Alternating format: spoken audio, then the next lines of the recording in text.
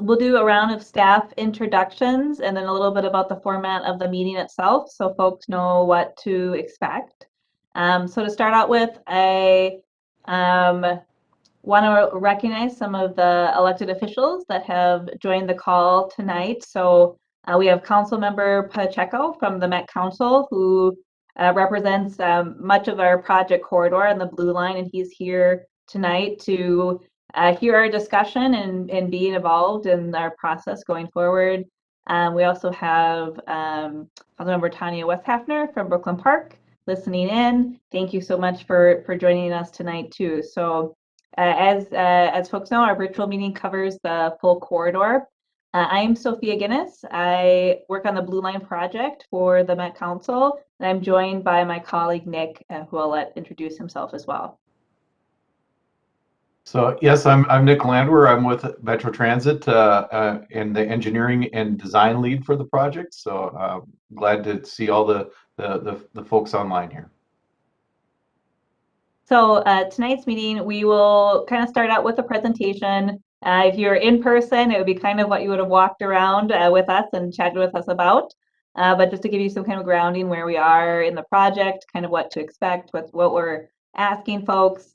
And then we will have basically the rest of the meeting for discussion and questions and everything like that. Feel free to use the chat to ask questions throughout the presentation. We'll either grab them as we're going, or we will grab them at the end to cover everything. When we get to the end, also feel free to unmute, raise your hand, and we'll take kind of turns having people just ask questions directly or provide input. So it doesn't have to be questions. You can make statements too. We'll capture your feedback as part of the comment process. And that's kind of the grounding. So I'm just going to jump right in.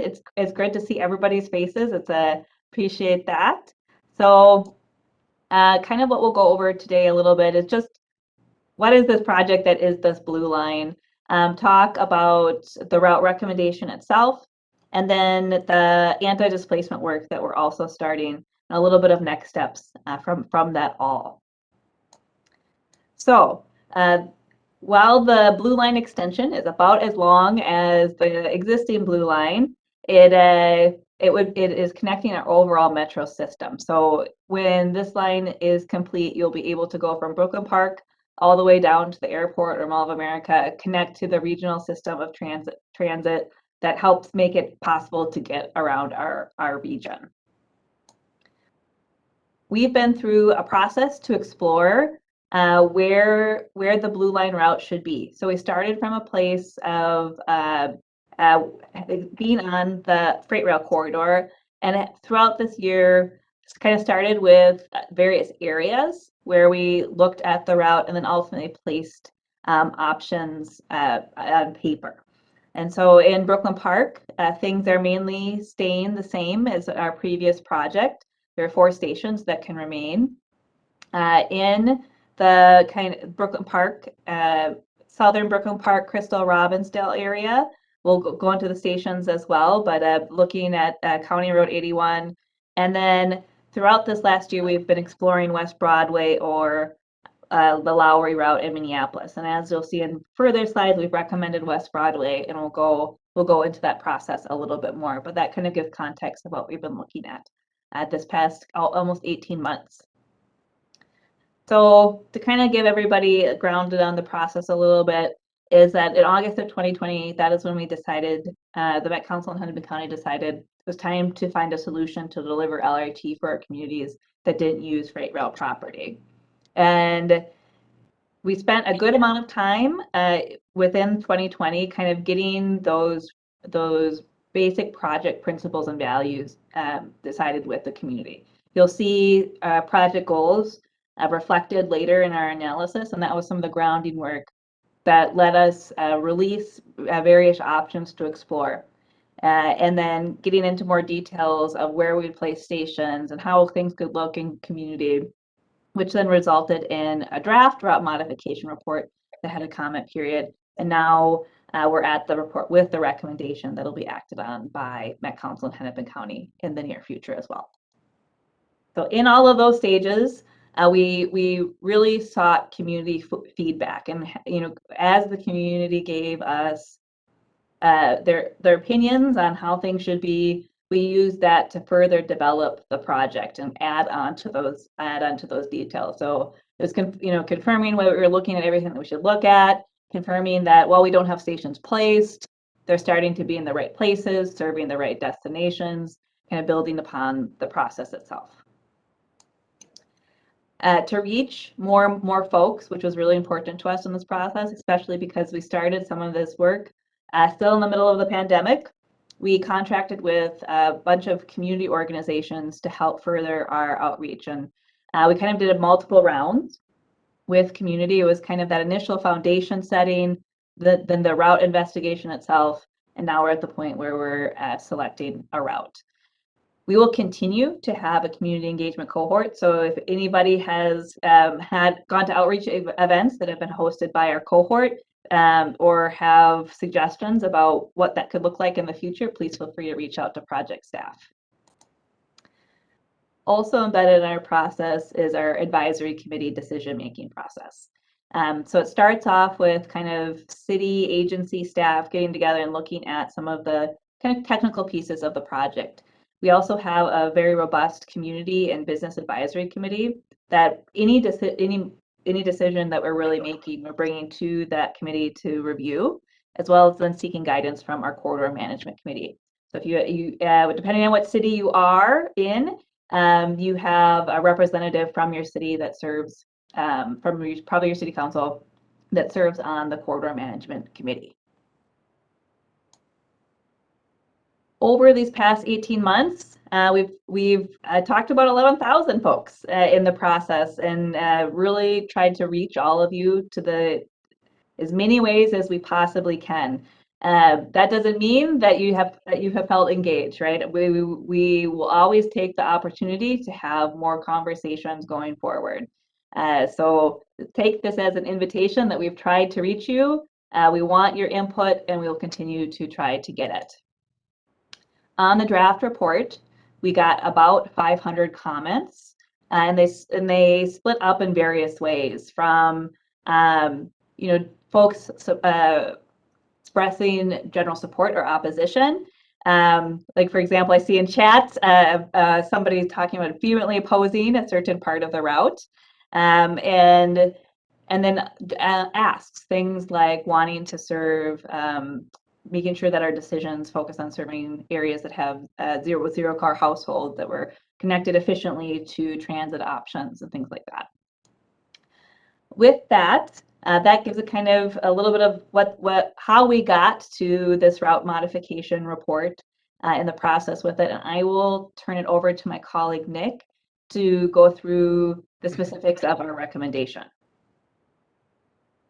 All right. Well, thank you, Sophia, and again, welcome everybody to the meeting here. And we just want to talk a little bit about our route modification, the report recommendation that we have coming out, and how we got there. So right here is our new map for the project that we're sharing, and this is our route recommendation, and it's to extend the blue line basically from Target Field Station, which is shown in the little yellow pin at the bottom of the screen on that graphic, to follow that from downtown Minneapolis. We're looking at a couple options how to get out of downtown Minneapolis, whether it's using 7th Street, coming off Target Field Station and going to 7th Street, or going down Olson and then turning up East Lyndale. And then both of those locations would cross Highway 94 to the other side to the west side of 94, and then follow Lyndale Avenue to West Broadway. So we'd follow West Broadway all the way along until we get to Lowry Avenue up by North Memorial Hospital. At that point, I should talk a little bit about some of the station areas that are shown here in these bubbles. The planned station areas on the south end of the alignment, or that bottom 2/3 actually of the alignment. The locations we're looking at, some of those bubbles are bigger because that station could be, and we're working with community on where it could fit within that location and that area. And so getting from North Memorial Hospital, we show a station in that location, serving the hospital, the park, parkway in that area, and the residents around that area. From there, we would continue up County Road 81. What we're proposing is in this location, center running at grade. So we're running with traffic along 81, and this is really compatible with the through traffic movement. So as traffic operates today, the train is very compatible with uh, uh, how it with the existing road traffic. So it goes through the signals with that traffic. There's no preemption for that. The vehicle, the train, if there's emergency vehicles, needs to stop at intersections. So it really is a compatible operation. Um, as we follow County Road 81 up through Robbinsdale and through Crystal, we get up north of 694 in that area, and then we're able to get back to a previous alignment, our previous alignment, because we're getting away from where we were in the freight rail corridor, and that's in Brooklyn Park, going up West Broadway and Brooklyn Park. So those 4 stations you see there at Brooklyn Boulevard, Bard 85th Avenue, 93rd Avenue, and Oak Grove Parkway have already been coordinated, designed. We have the location for them. That section of the project is in pretty good shape as far as design goes. We're roughly about 90% design on that.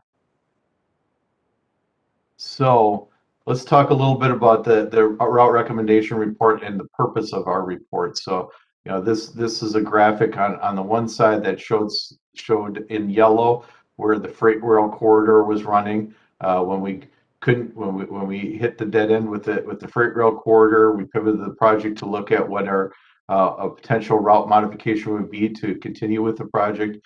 What's shown here in the map were the options that were available, mainly in North Minneapolis, West Broadway route or Lowry route, and then we identified the County Road 81 for that. So what we did with this report, it documents the overall process that we've had since we've released our options in March 2021.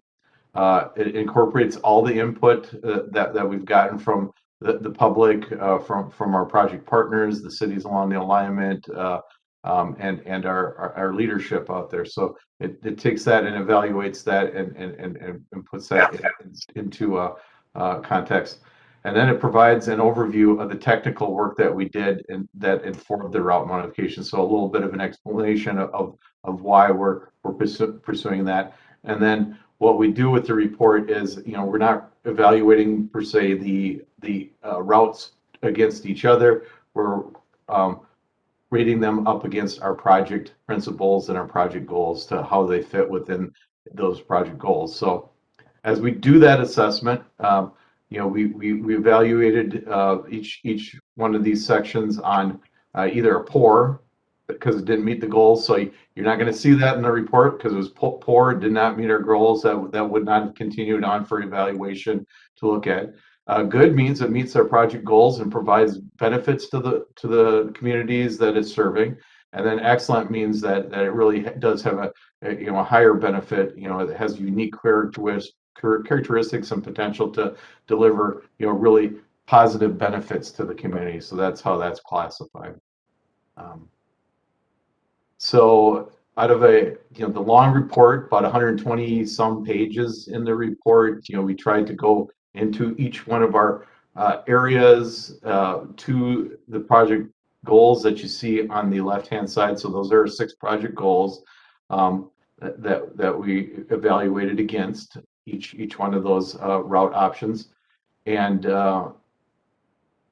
what we show here on the first 2 columns here is evaluating County Road 81, and we broke that into 2 sections because County Road 81 south of 100 down to Lowry Avenue is a little bit different character, or quite a bit different character.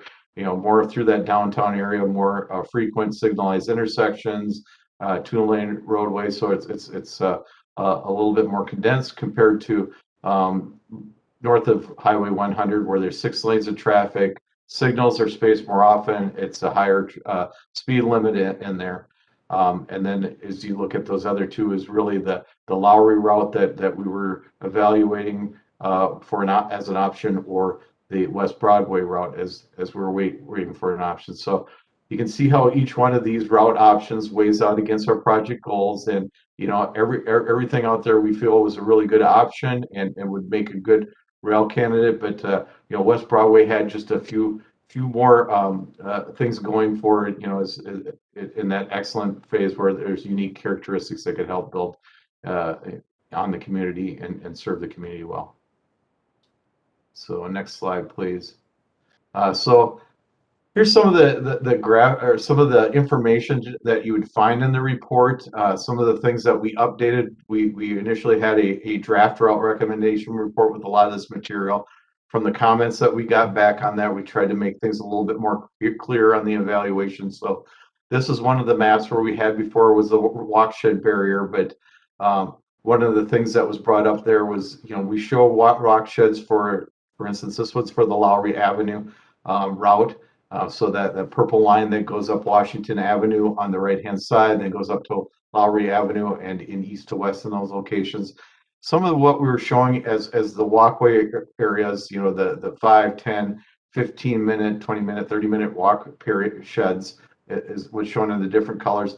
The comments were, it's very barriered. So, with this, the alignment on Washington Avenue on the east side of 94, many people said, well, 94 is really a barrier. Yeah, it's maybe 10 minutes, 12 minutes to walk to that station, but it's really not inviting to have to go down to walk across a bridge across the highway to get to that station. So that was an evaluation that was put in there. So that's what you can kind of see in the hatched areas along there.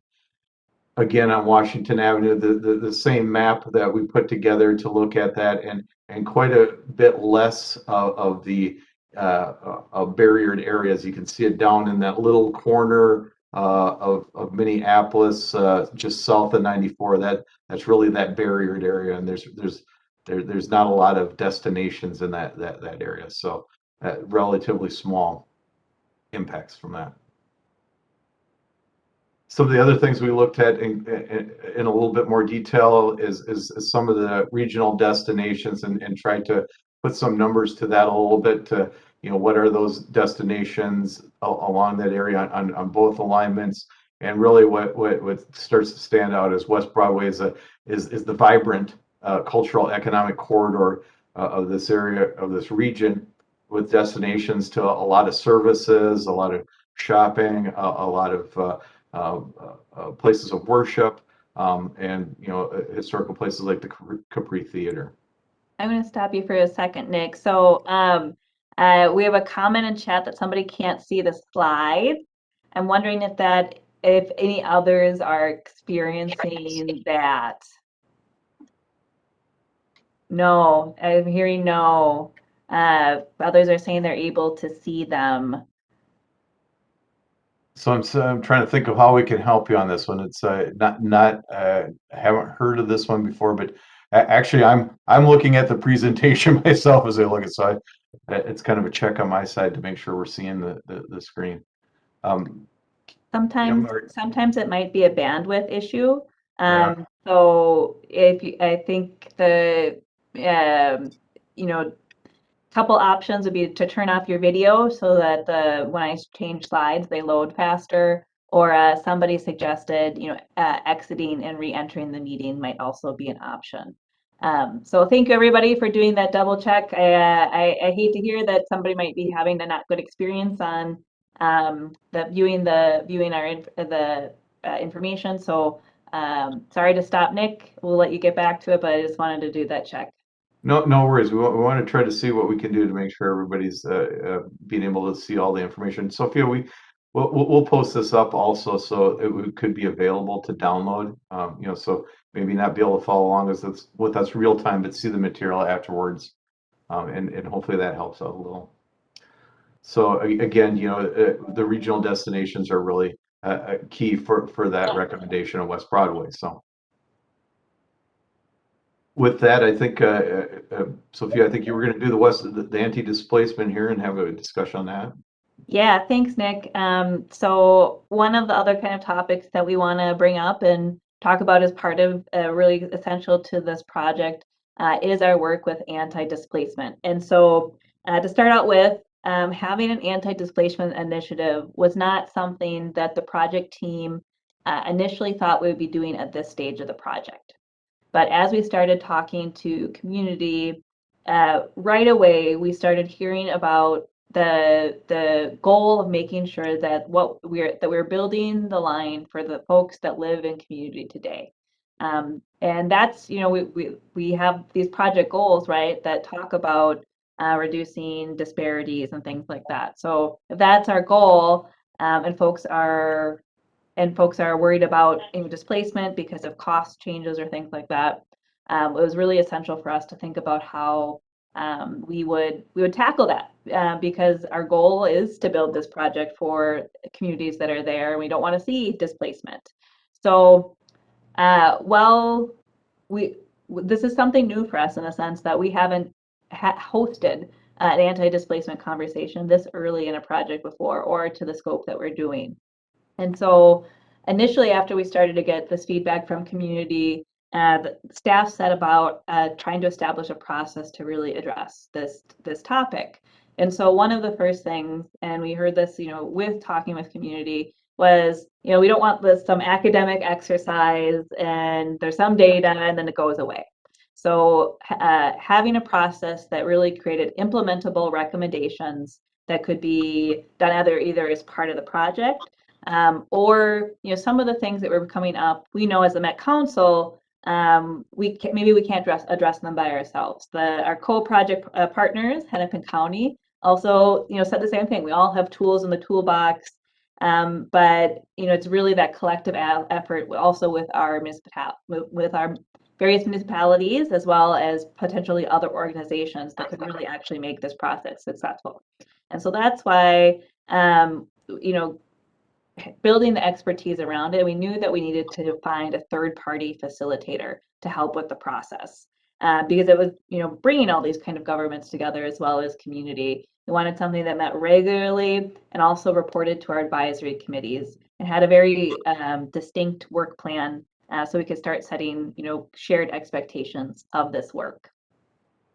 Some of you were involved in this on the call. But before we even issued a RFP, or request for proposals, is that what that stands for, to have a third party come in and help us with this process, we checked our work and made with the community. So made tweaks to the request for proposal itself to make sure that this process would match what the community was looking for. For example, having local experience, pulling in case studies. All of those pieces. That resulted in us contracting with the Center for Urban and Regional Affairs, who has done similar anti-displacement work and brings a lot of expertise to the table, to basically convene the anti-displacement working group as well as conduct research. And so the working group itself is made up of both government, community members, businesses, both non-affiliated and non-affiliated, and philanthropic representatives.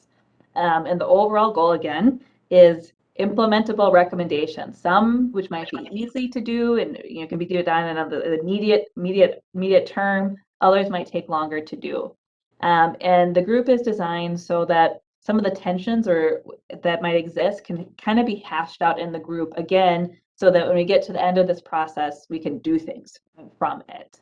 And really just kind of taking a deep dive, and doing that research, and clarifying ideas and goals and all that kind of stuff. So this working group is just kind of getting started. They've had 2 meetings so far, the first being on March 10th. There'll be future meetings, actually another one in May. The May one is probably likely in June, to think about lessons that we've learned from existing light rail projects, and then going into specific kinds of displacement like housing or business, and then pulling out recommendations. There'll be a further wider community engagement process associated with this, as well. So stay tuned for that.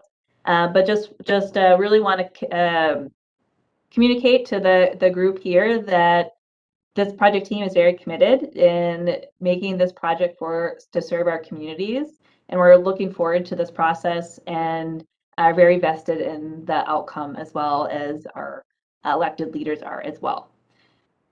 So kind of overall next steps is, we just released a route recommendation. It feels like the end of a very long process, but it really is just the beginning. Selecting this route basically launches us into what is a very, very in-depth process that'll take at least 3 or 4 years to complete. So if this is your first time kind of engaging with us and you have a lot of questions, just know that there'll be a lot of time for continued conversation. And if we haven't fully addressed your issue here today, we are committed to working with you through this process. So we need to do a whole environmental review process. And with that, I saw somebody in the chat earlier talk about noise. We have to evaluate if there's noise impacts, and if they're reach a threshold, and then we have to figure out ways to minimize and mitigate them. We need to seek municipal consent from your cities.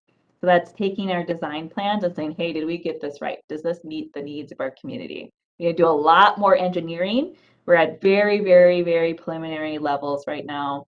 And with the county, we need to think of the planning that goes beyond the stations that really support all of this. Some of it is done as part of our engineering work, but thinking of those pedestrian connections, the bicycle connections, part of an LRT investment is thinking about healthy communities, right? The idea that maybe you don't need a car and you'll choose to walk and bike and use transit as a choice that you make. It helps you get your steps in for the day and reduces our vehicle miles traveled, which helps our environment.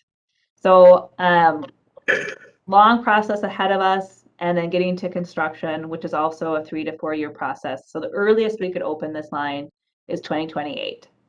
Now, all those steps that are outlined here, we first have to adopt this route recommendation, and we are taking comments on what we just outlined until May 18th. From that, we will compile all of your comments and basically write a kind of like a memo with the staff recommendation that we'll be asking our corridor management committee to endorse, and then going to before the Met Council and Hennepin County boards to officially give us the green light to let this process continue to proceed. So with that, there was a lot of information presented. I know we already have some questions in chat, and we'll just start taking them. And Nick, why don't we just start off with a little bit more of how we evaluate noise? Yeah, so thank you for that.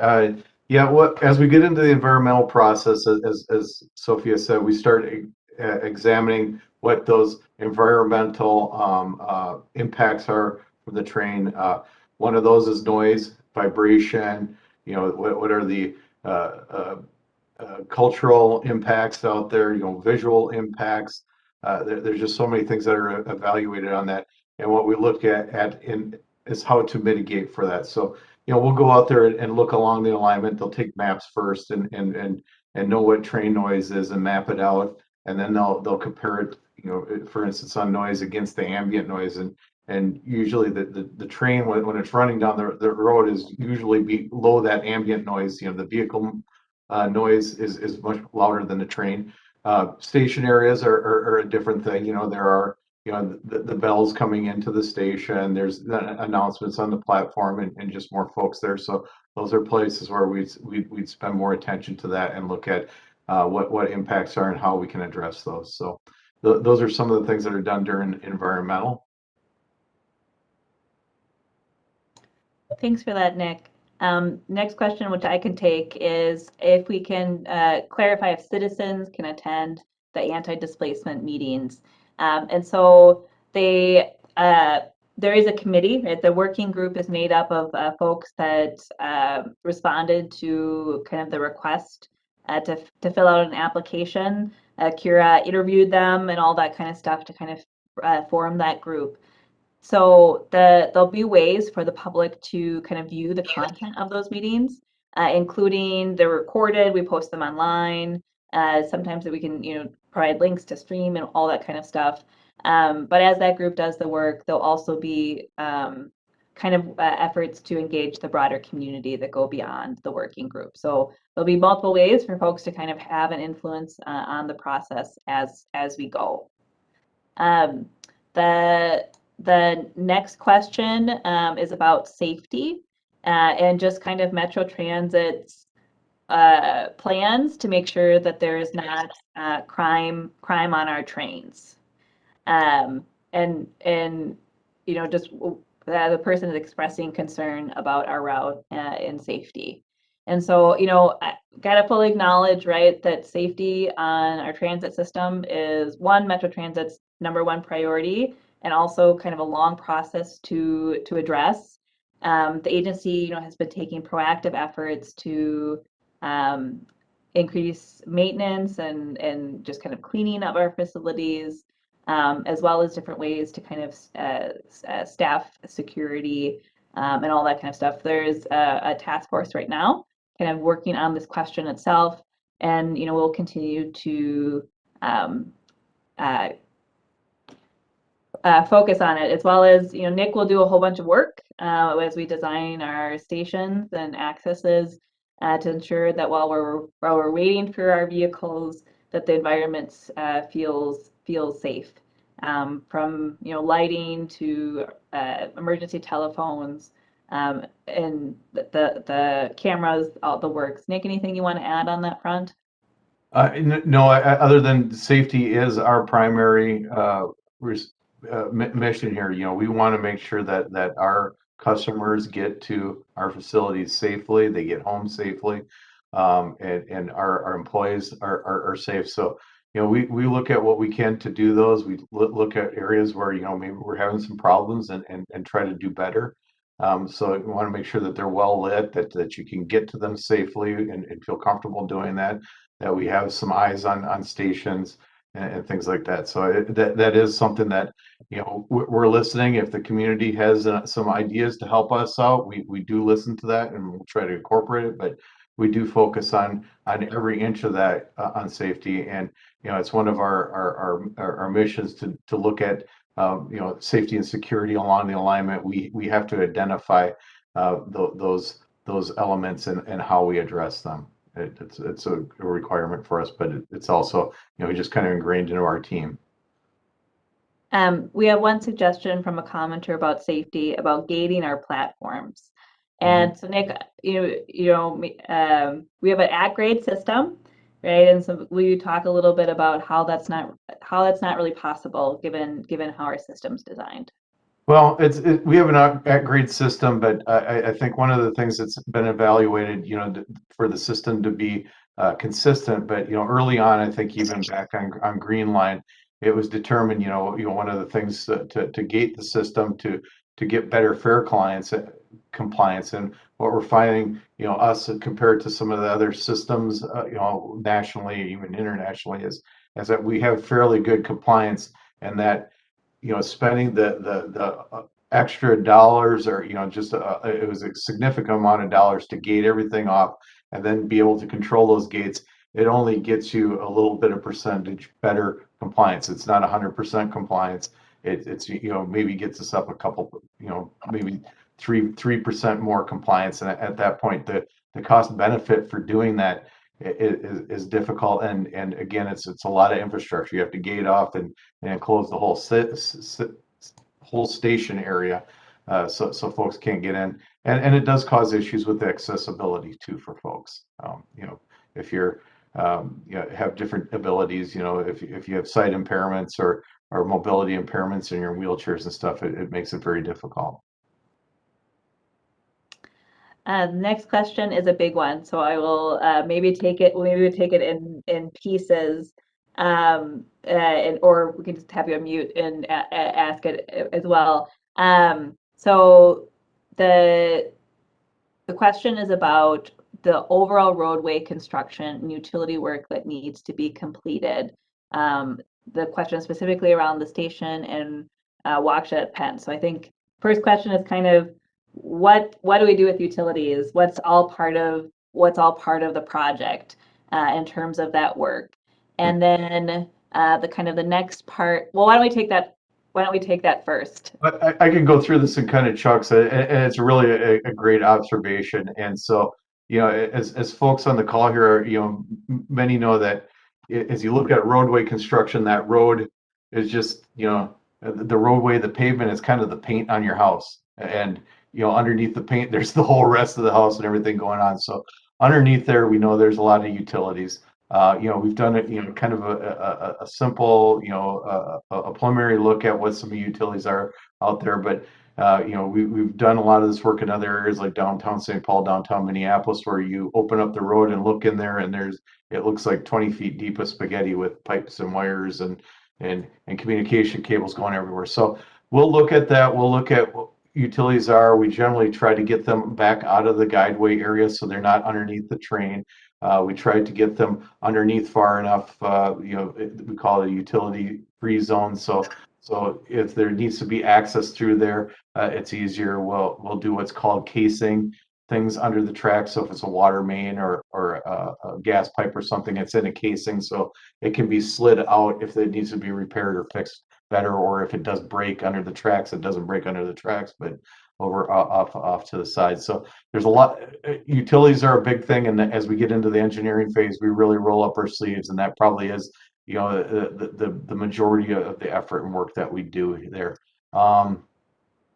Maybe add that part of that work is also to replace and improve utilities. Yeah. So that's one of the things that it's a good point, Sophia, that as we're going through that, those utilities would be upgraded, if maybe we're not directly impacting a 80-year-old water main, but that if we're in there doing work, that's probably the time to be replacing it. So, get those replaced, make sure that we're taking a look at, some instances will double water mains. So we're running the water main on both sides of the road, so there's not service connections going underneath the tracks. So that makes it more convenient for folks to make hookups or repairs or change things like that. So those are things that we'll look at. We'll work with the private utility utility providers, whether it's cable, the fiber, the electric, the gas, to work together to put their infrastructure into common areas, so they're not just all over the place, and it's a good chance to clean things up and get it up to speed and work well with the light rail.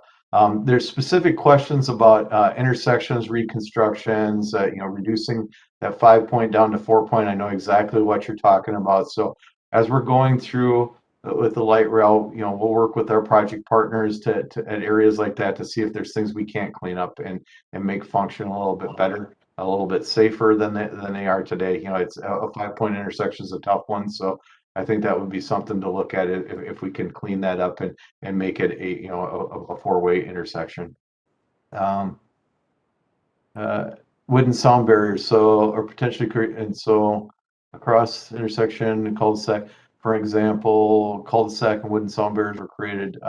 So that's something I know that those sound barriers. I know exactly what you're talking about too. That happened with the MnDOT project, and I think those were put in even prior to light rail construction. But as we do our noise studies, our environmental noise studies, and we find that there's maybe noise impacts, that would be one of the mitigations we look at is there some kind of sound barrier that we can put up to help with that. So, but there's a whole lot of things in our toolbox that we'll look at to be sensitive and deal with the individual impacts. And that's also ask directly. I was gonna say also the mitigation are things that we also talk to community about, because a sound barrier is not an appropriate context in all places. So there could be other tools in the toolbox that might be more appropriate to ensure community cohesion, depending. And go ahead, ask your question. Oh, Sophia, Nick, really quick follow-up question with regard to utilities. Where along the route would you predict some type of utility station like you have with the other routes? Well, I guess you're talking about traction power substations. So those are the substations. They're basically I think a 20 by 40 box that houses our transformers, rectifiers, basically the station that sends the power out to the station, and we have quite a few of them along the corridor. We haven't looked at that specifically yet to dial down where they are, but we try to get them to fit in locations in the community where they don't stand out. And a lot of times, we work with the planners that, if they're in a location where they're more visible, what can we do to help screen those? But, we don't want to use prime real estate to locate those. We want to find areas where we can kind of tuck them in. We still need to access them and be serviceable, but we haven't determined those exact locations yet, except for as we get up into Brooklyn Park. We have all those cited. We have good site plans for them, but the rest of the corridor, we do what's called a load flow study. So it looks at how the train operates under just a whole myriad of conditions, and what our power needs are, and then that helps start setting where the area where those traction power substations go, and then we'll start refining that, working with the community, with the cities on the exact placements.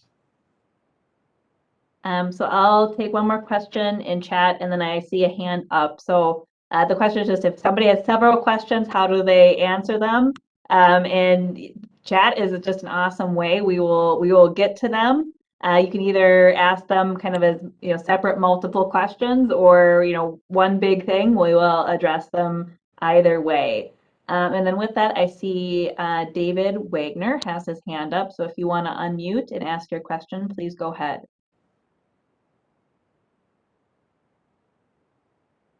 Gotta unmute. Hi, everybody. I don't know if any of you remember me, but I was part of the very first Hiawatha Light Rail train car. Rode in with the car covered in, and with all those great big designs, and with Jennifer Lopez, with Jennifer and all those other cool people with Hiawatha Light Rail. And I was on the community advisory board, and my brother was on the other board as well. And what I'm trying to say is that this was in the plan already long ago, that Broadway and Robbinsdale and all of them were going to be a part of the light rail already long ago. I just think that we need to make sure that if we do this extension, that we have plenty of security for every single rider, to make sure that all of our riders are completely safe at all times. And I think the main issue where we had them before, riding the trains to make sure that people are riding correctly, will help us make sure that those people are safe. And I would like to be able to help out even more if that opportunity came arise. So with that, I'll let everybody answer. Well, thank you, David, for your involvement on our Hiawatha project. It trailblazed all the projects that have come next, and we will need to develop kind of the whole operational plan for the Blue Line as we get further down the way, and that includes kind of our security and staffing needs and all the things that'll just basically help this project run smoothly within community. So. Appreciate the comment. I'd also say our sign up for the project newsletter. That's the best way to hear about our next steps and things that we're doing in any project news. And we will be seeking applications for our Community and Business Advisory Committee after we select the route. So the current committees are chartered to meet and through route selection. And then we will get a new crowd to help us through the first stages of our environmental process. So always looking for folks to be involved, especially those that, the committee is mainly made up of folks that live right along our line, because we want to make sure the project serves our communities. So always ways to kind of stay along it, but making sure you're getting the newsletter is the number one way that you'll hear about various ways to be involved going forward. Okay. The next question, making sure I'm not missing any. Sometimes the chat moves around a little bit.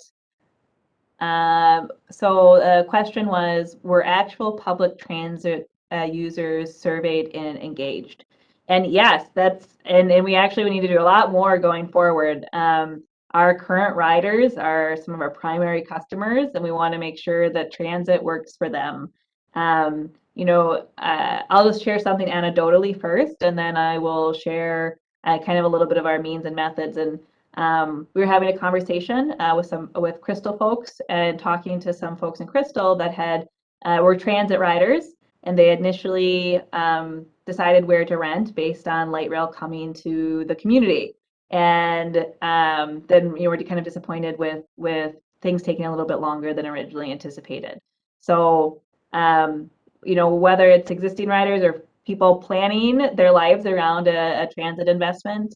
But overall, so we have on Metro Transit, we have something that's called Riders Club. And that's some of our most engaged riders. And so we've put out Blue Line information a couple times through that platform. We've also done some pop-up events at our bus facilities to engage riders. And now that we have our route, we will do even more efforts that focus specifically on people that might be using the same travel shed to get places, and etc. So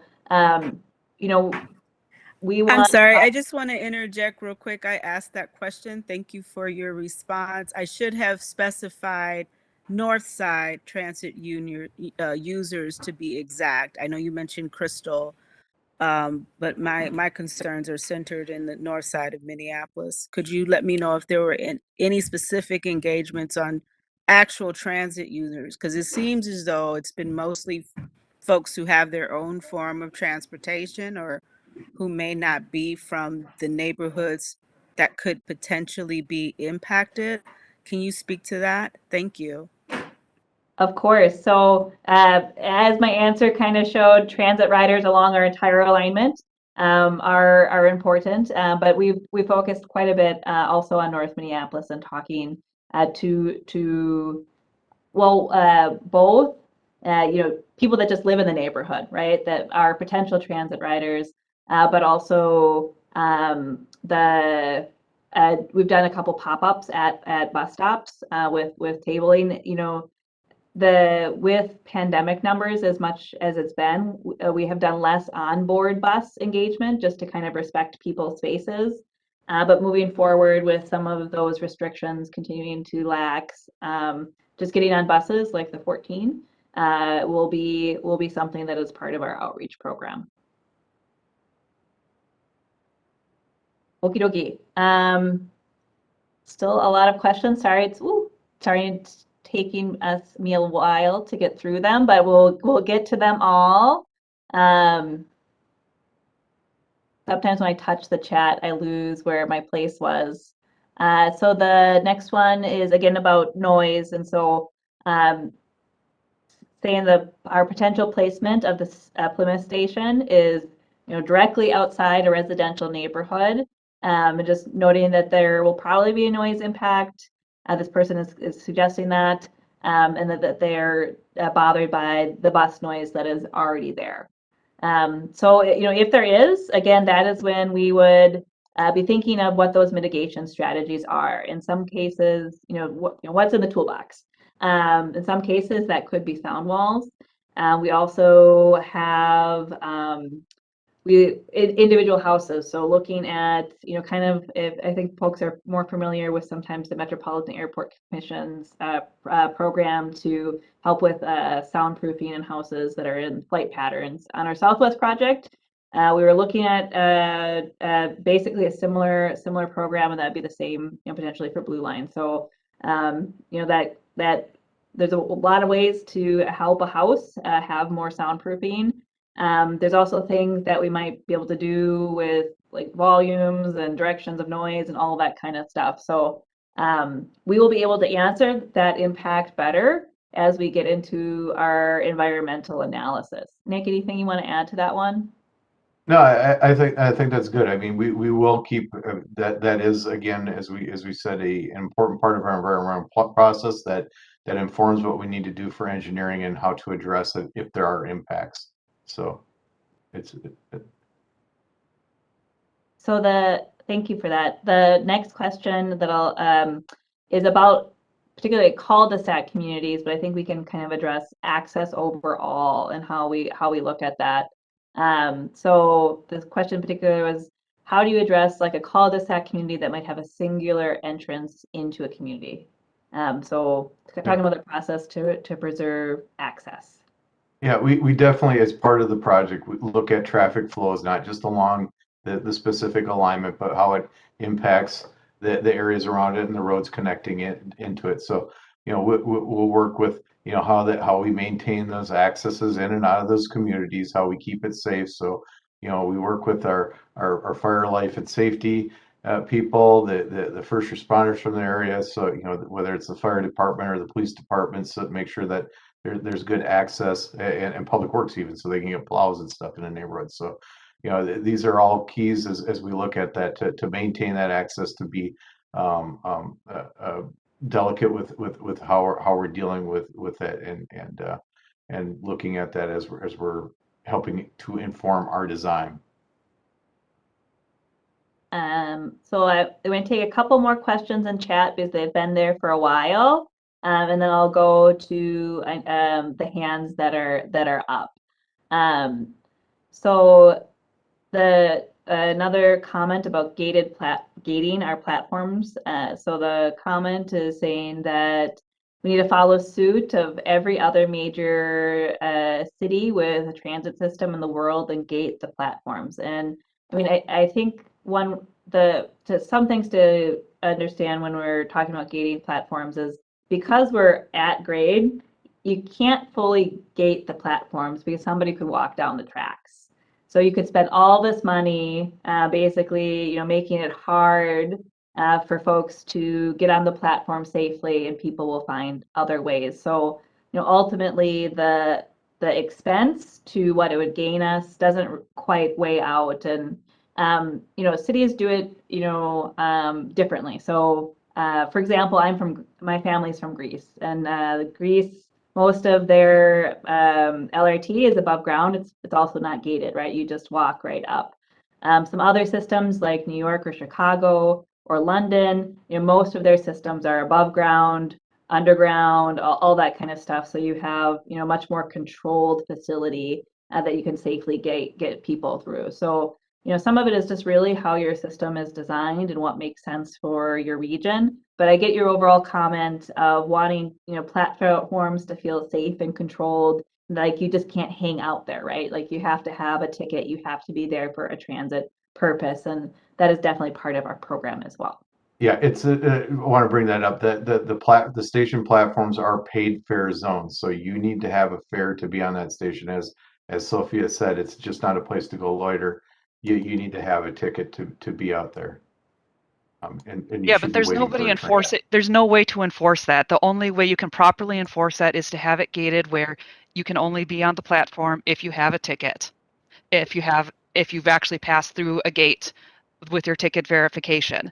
And it's a huge safety concern. And I know you said that your cost benefit analysis said it did not sufficiently benefit, but that's nonsense, because the crime levels that are increasing cause ridership to go down. And if you decrease the crime, which gated platforms would make a huge impact on, it would make it much less convenient for people to hop on the train and cause trouble, then you would have ridership go up. You would get a huge benefit in terms of ridership and income coming in from the paid fares. So I don't know what equation you are using for your cost benefit analysis, but it is clearly not factoring in things like simple rider safety and the fact that people won't ride the trains if they aren't safe, and people are going to oppose having stations in their neighborhoods if they feel like somebody's going to hop on the train from, say, North Minneapolis, hop off a few stations later, cause trouble, and then run away by hopping on the train again. It's a very real concern that many people have, and you're going to continue to have opposition and delays and people fighting you over this unless you can address it. Can I step in real quick? It's so right. I'm a train operator, and I don't know what the Met Council or Metro Transit does not see what's going on at these platforms. These people are literally living at these platforms. Garbage everywhere. All the windows are broke. You guys really need to do something with the security. I mean, I hear a lot. I'm on an inclusion equality team, and I hear a lot of complaints that we're losing our police because they're going to other organizations because they're getting paid more, which I would too. So you guys really need to step up and stop worrying about all the other stuff. You're never going to get your ridership back. That's all the comment I really had. But she is so on point with it. I wouldn't even want to stand on some of these stations. Franklin, Lake Street, when we got to make relief, we don't want to go out there. It's not safe. Drugs, everything. It's just ridiculous. Y'all really need to go out and just look at some of these stations and bring it back to your top people, and maybe something will be done. You know, we just had a murder on a bus. What is it going to take? I mean, safety should be the number one key right now. That's the comment I got. Thanks. Thank you. I'm hearing a lot of comments about safety. I just want to acknowledge that we all want to feel safe within our communities. It's a quality of life issue, right? If we don't feel safe walking down the street, it creates a lot of stress. And so Metro Transit very much sees that safety on our system is an essential part of the rider experience. And having facilities that are cleaned and maintained are also super essential. And what am I getting a notification? Sorry, I got a weird notification. Anyway, sorry, I lost my train of thought, but you know, it's an ongoing conversation with community about what the experience is. And again, you know, we're a public agency existing in public space. And so we want to really work with community to have a holistic approach to, you know, our system. And again, it's a process. And you know, I also don't want this, you know, obviously there's, you know, the commenter brought up examples of crime, right? But just because there's transit doesn't mean that we're creating crime, right? That's not there seems to be sometimes a connection drawn there, right? But it's you know, transit overall is meant to help us move around our region. Sophie, I agree with you. Can I add a comment?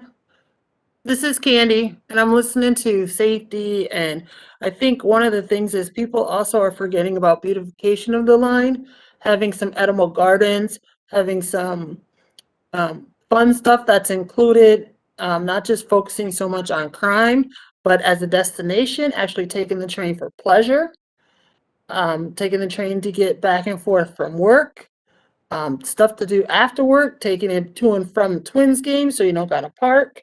I think with this opportunity, with this line comes a lot of opportunity.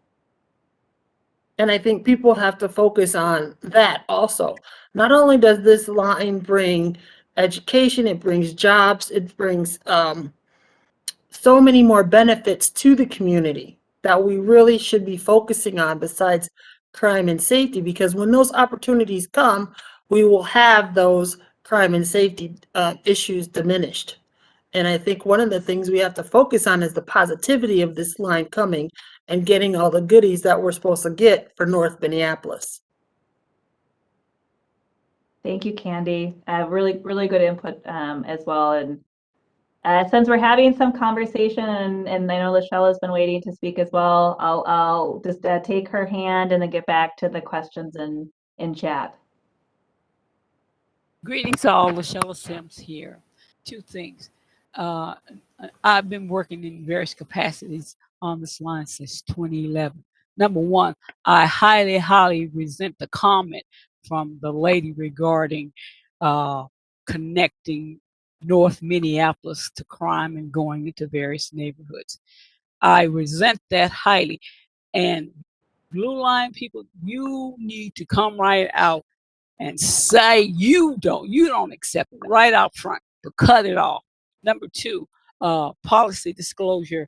I'm a member of the pollution controls environmental agency group, but right now I'm not speaking on their behalf. But, and I put this question in the chat, with this line having so much dealing with the environment all the way through, why isn't someone from the pollution control right now sitting at the CMC table? And I also brought this up to the commissioner of the MPCA, and it does not make any sense. You are continuing to set the North Side and other communities up in the adversary relationship when it comes with the MPCA in the community. It just doesn't make any sense at all. And I also wonder if this isn't, not having someone there is a violation of the executive order of President Clinton in regards to Executive Order 12898 and its amendment by George Bush in 2008. And come on, people. I mean, you got to be up front. Got it, Lachelle. Yeah. Got it, Lachelle. Let me take both parts of your statements and questions. And one, to your point about I also don't condone disparaging of North Minneapolis. I love the community and really hope that others that are, worried, come and actually experience the life that is West Broadway. Both the cultural amenities that you can come and see, as well as I made this invitation last night to folks, but if you want to come visit Sammy's or Breaking Bread or Cookie Cart or any of these wonderful places to come and have food, right? The project team's happy to bring anybody out to see the destinations that are worth visiting. And agreed, we don't condone disparaging a vibrant community where people live, or this notion that somehow some folks are not deserving of transit improvement or investment. That's against our project goals, right? So want to acknowledge that, and I'm sorry if I don't grab that right away. And then to your comment about the Minnesota Pollution Control Agency, so part of our environmental documentation is not only are we needing to comply with NEPA, the National Environmental Protection Act, but NEPA, the Minnesota version of that. And so working with PCA is definitely part of that process. And while I don't sit on our corridor management committee, we consult with many regulatory agencies, including watershed districts, kind of through the process to make sure we're compliant with laws and regulations, but basically designing a light rail the way it should be. And Nick does a lot of this in his design work, so I'll turn it over to him to add to that response. Yeah, I think that's a good one. But yeah, Lachelle, it's good to see you. I haven't seen you in a while, and so it's good to get your input. But yes, as Sophia said, our NEPA and MEPA, the processes are pretty prescriptive. I mean, they're set things that we need to follow to make sure that we're hitting on and that we're hitting on everything. And then we need to pull that documentation, and it needs to be consulted with, and we work closely with the FTA, with their environmental experts, with the with their folks on making sure that we're getting everything, because we need to have sound documentation. We need to do sound work, exploration, surveys, and document what we're doing. So that is a process that we are following.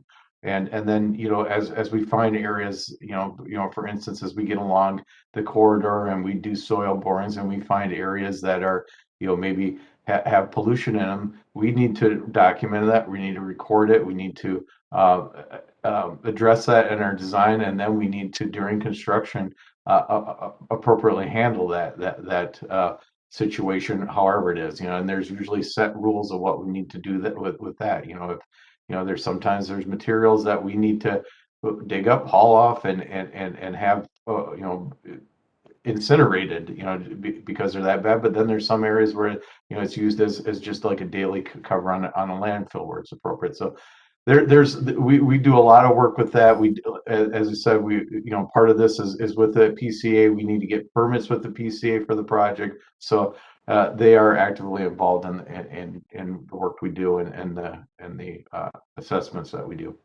Nick and Sophia, Sophia, I heard your answer. I don't accept it.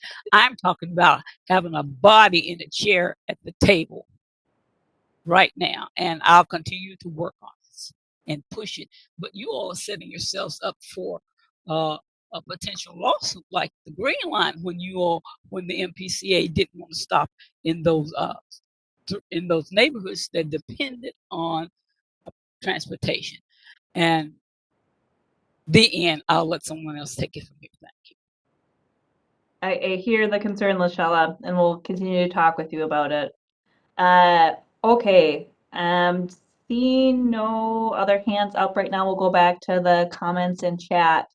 And I think the root of this next question is kind of why Lindale? And I maybe part of answering that, we'll be talking about the destinations that are on Lindale at Plymouth. And then the second kind of part of that question is why didn't we take Penn? Why didn't we keep 55 to Penn? So Nick, do you want to jump in? Well, yeah, let me start with the first part. We did look at quite a few different options before we brought forward, the Washington Lowry option that we evaluated and the Lindale to West Broadway option that we evaluated, and looked at quite a few different iterations in between. Penn was one of the areas that we looked at, and for two reasons we didn't go with that, because it went against our project goals and principles in ways that we from work that was done before and from evaluation, Penn is a very narrow right of way. And so we know that bringing the train up Penn would have really had heavy impacts to the residential housing along that area. That basically, to characterize it, one side of the road of housing would probably have to go away to accommodate for the rail. And I guess that just really goes away from the principles that we have in the project of building it for the community, not just running it through. We want to try to preserve that, and that's one of our goals. So that was one reason why Penn was taken off the list. Lowry or Lindale, we looked at. There are a few destinations there, and actually, as V3 is developing on that south side of Plymouth and Penn, that's going to become a very big destination. There's quite a few training areas in that area, so there are destinations for employment in that area, for technical training in that area, for the destinations of V3 in that area, and for the residents that live in that area. So that's one area where we're looking at stations. So we feel that really serves a destination there. Now, we don't have stations along the rest of that. That's the very south end at Plymouth of Lindale. As we start going farther north, we don't have another stop along there because it is primary residential. But really like 3/4 of a mile from where that V3 is would be the next station up around Emerson, Fremont area on West Broadway. So it's not just a cut through there. It was a section of roadway that has adequate right of way to maintain vehicle traffic, to keep pedestrians on the trail. Look at keeping bikes on the trail and our bikes in that area, and get light rail in there. So that was one of the reasons that we looked at it, and we feel that it does meet the project principles. And I think as we brought up in some of these meetings before, we try to, light rail is not a local commuter bus service. You don't want it to stop at every intersection, because nobody's going to ride it then, because there's too many stops. It's not going to be fast enough. You maybe all walk faster than the train would go. But typically when we go from between a half mile and a mile spacing, and it really is based by the density of the areas you're serving and the destination. So as you get farther out, and you know, for instance, as we get up in Brooklyn Park, you know, there might be some stations, or even like Crystal and Robbinsdale, that there's stations that are a mile or a little bit more apart, and it's based on ridership, you know, projected ridership, but also, you know, what are the destinations there. As you get closer downtown areas, you know, those stations become more often, you know, maybe a half a mile apart. But as you start getting less than a half a mile apart, then that train really starts affecting the service and the really the for folks wanting to ride it. So those are some of the things that we've looked at on it. Is that, I think that was the questions, right, Sophia? I think so. I think so, Nick. It was. I think it was more or less about why the routing and our desire to stop in that location. So lot of comments in chat more about safety, as well as just the desire to see a gated system or us not being at grade with our light rail facilities. I think the next kind of general topic is about construction. And so kind of what will we do for residents kind of directly in construction pathway? And I think we'll take this question maybe two ways. One is if you are kind of impacts of construction, so living next to construction, as well as like the direct impact. So while the project team has not yet developed a construction support program, we know for our businesses that something is needed. We have the Central Corridors Funder Collaborative from our initial part of the Green Line, and I think we're at a place where we're that's kind of a baseline, and we got to figure out what works best today, and also what the community needs to really feel supported through construction. We've had some initial conversation, right? It's not just the potential owner of a building, but the tenants themselves, and especially those smaller businesses that don't have a ton of cash flow, and thinking about what they would need if we're kind of the height of the construction, right in the full mix of it. And then in terms of residents, kind of residential impacts with the light rail line, one of our project principles is to avoid impacts to the extent possible. There might be a few places that we do, and both in a scenario where we're impacting the way that we're moving a resident or business. There is a whole large program for both the owner of the building as well as any tenants within the building. And one of those big tenants is, if you are finding a location within the community that you're in to be moved to, if that's a desire of the individual. So kind of a big topic to get into, but there's a lot of protections in terms if you're directly in the path of construction. One of the principles is, though, we're working on design where we not to say there's not going to be no impacts or buildings that would be affected by properties affected by the construction, but as we start into design now, we've offered up some options here to evaluate to try to minimize those impacts, to keep businesses and keep residents there as best as possible. I mean, that's, again, we are here to provide a service to the community and not just run through it. I mean, this is for the community, so we want to keep the community there. Another comment about kind of safety of running light rail, the kind of the Lynn Park area, kind of noting that it was designed to have a suburban feel, and kind of the barriers that have been put in place to kind of make the neighborhood feel secure, and suggest questioning our routing. And one question about access that appears in chat is that our trains themselves, so going to the LRVs, this commenter is noting that the middle of every car is inaccessible, and that is true. So and is going to change. So The light rail vehicle is kind of like there's it's kind of three parts of the cars. So the front, and then there's this middle section. And historically, the vehicles that we have in our system, that middle part of that aisle is too narrow for somebody with four wheels. You kind of get barriered on either end. When Southwest LRT vehicles start appearing in our system, that C car, that middle section, has been redesigned. So instead of kind of the four seats that kind of look at each other and things like that, instead it's two bench rows that face out. So with the Southwest line and then the blue line, we will have a improved design so that the full LRV vehicle is completely accessible to all of our users instead of having that middle barricade. And that's a design improvement that we've learned over time. And just an example of how our agency is always focused on trying to help with ADA accessibility, and we can always learn and do better. And it's an ongoing process that we're going through. Nick, maybe it's a good moment. There was a couple questions about accessibility, just talking about what we do Sophia? to make our platforms accessible. Sophia? I'm sorry, can you hear me? This is Kim Smith. Okay.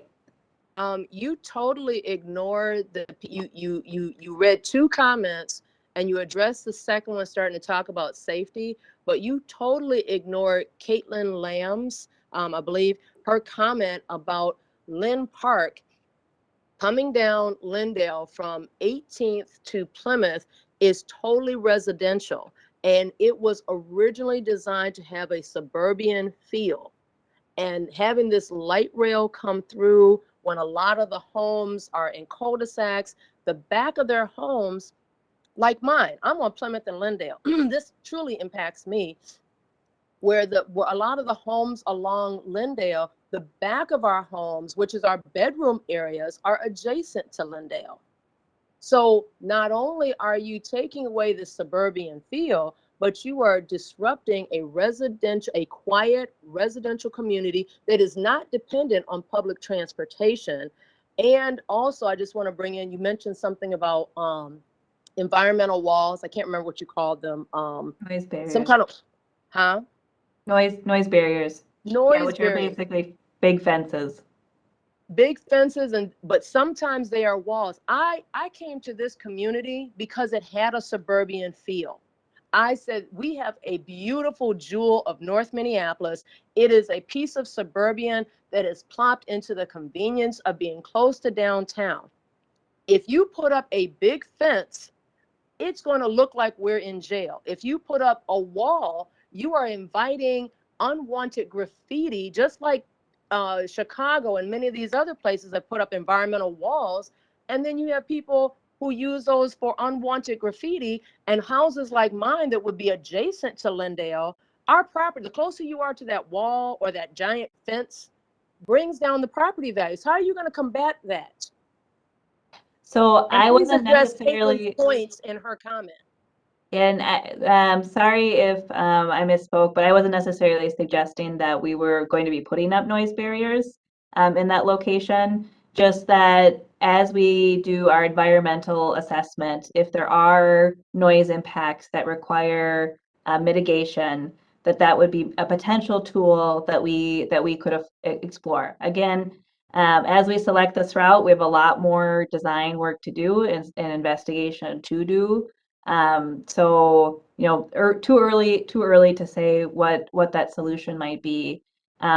As we get into design work as well, some of those values that folks have of how the area looks and is landscaped will be part of the community engagement process. So we'll go out in more detail and think about kind of all of those details. What's the topography? How does that help? If we're touching the topography, right? If we're not in somebody's backyard, we don't need to go in somebody's backyard, right? But thinking of that overall design aesthetic and what is needed, and at a very localized level, right? So a solution that you might have for part of the corridor might not be the same later in the corridor as the context changes. So Nick and I today don't have a lot of detail for you on that.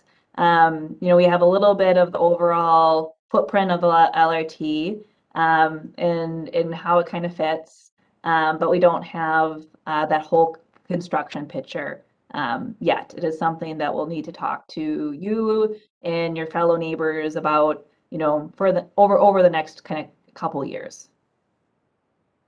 Anything else, Nick, maybe that I missed? Did I forget anything? Kind of thinking about that response and that question. No, it really is. We are at the very beginning stages of what this alignment is, and now we have to start the work of identifying things and really working with the community and working with the neighborhoods and property owners about the design and how it informs and what we can do. So. And I was just about to read the next question, and the chat jumped again, so bear with me. Yeah, I would say that I will give Sophia a break here. I'm trying to follow along too, and sometimes the chat keeps jumping on us. So as we're looking at, so we may skip something. It's not by accident. Just bring it to our attention. We're not trying to ignore people. So we were at the time period of 6:06 with comments being read. 6:06 was Caitlin's, and then the following comment. So we're just after that one. Yeah, thank you. Thank you for that. Ricardo's up next, and he had a couple questions. And so at what moment during the impact statement will we learn about the dollar amount needed to mitigate any impacts to houses or small businesses related to the project? Yeah, so I would say, Ricardo, as we're going through the process, we look at what those environmental impacts, we look at what the solutions are for that. That's when we start putting together our cost estimate on the project, so where we can get more detailed and in depth on that. So we're probably a good year out from being informed enough to start pulling that together and preparing it and making sure that we're covering everything. So. And to your next question, will funding be available on an ongoing basis or until the project's fully complete? And maybe the way to answer that is, It's fundings or findings? Findings. Oh, okay. Findings. Oh, sorry, I misread that. Will findings be available?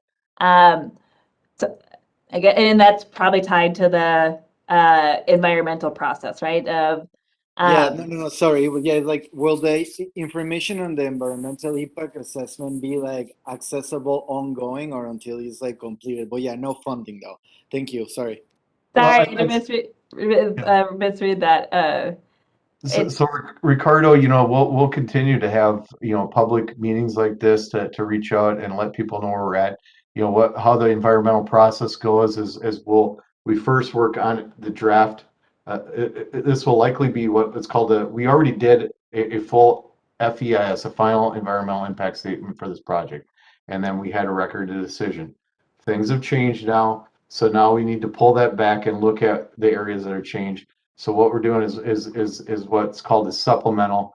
We'll do a supplemental draft EIS. So we go way back there. We'll have those findings that will be available for everybody. There'll be I think there's comment periods and everything on that. And then we need to do a final supplemental final impact draft statement. So yes, there'll be times in there to show what findings, communicate what we're looking at, and that period as the draft environmental impact statement comes out for review prior to the final environmental impact statement. So and maybe to kind of pull that answer apart just a little bit more, so what Nick is describing there with kind of that process of having a draft and a final document that documents the environmental process, there are very official comment and official response periods to those documents, which was what Nick was outlining.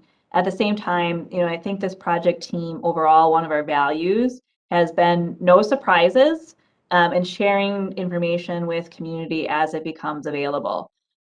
So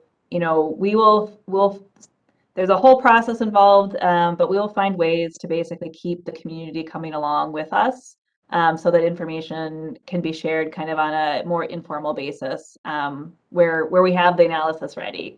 It's kind of a big lift, lots of different pieces But we really want to have more of this kind of back and forth, and find those ways to kind of check and continue to have community really be able to inform these very technical processes along the way. Okay, next question. I made the chat jump again. What would the impact of this project in these routes have to home values, property taxes, etc.? You mentioned utility updates, cost of utilities, as well as our anti-displacement work. So kind of multi-part question. And one of the first things maybe to answer that with is, as part of this project, we will not assess homeowners or business owners. So, in some, like say you're on a residential street and you're repairing the street, there's often an assessment that comes with that repair. You get it on the project, right? And some federal money helps that process, so you're not paying. So we won't be assessing that.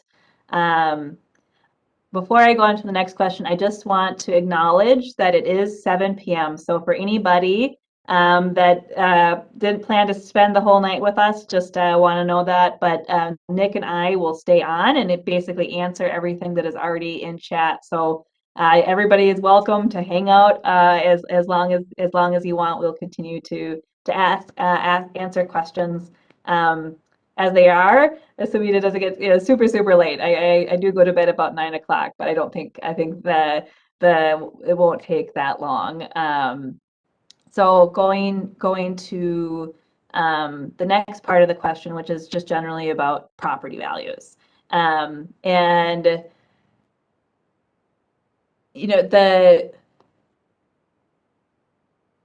as a transit agency, right, our immediate job is to increase mobility. And one of the things, and sometimes, property value impacts, all that kind of stuff, it's kind of the planning that happens around this investment. And what we've seen kind of in our region is that often station areas end up being attractive places where people want to live. You add an amenity. And so that's what part of, I think, really what the anti-displacement work is really going to try to get to the root of, is that, as these places become more desirable, how do we ensure that the people, whether it's a business or a homeowner in that area, doesn't feel the effects in a way that makes it so that they can't stay where they are. I don't have all the answers to how we'll do that today, but I know that Hennepin County, the Met Council, as well as our municipal partners, as well, and some organizations are interested in that question and fully delivering on solutions. And I really hope that I think we have a process in place that will produce some really good ideas that we'll be able to put into place.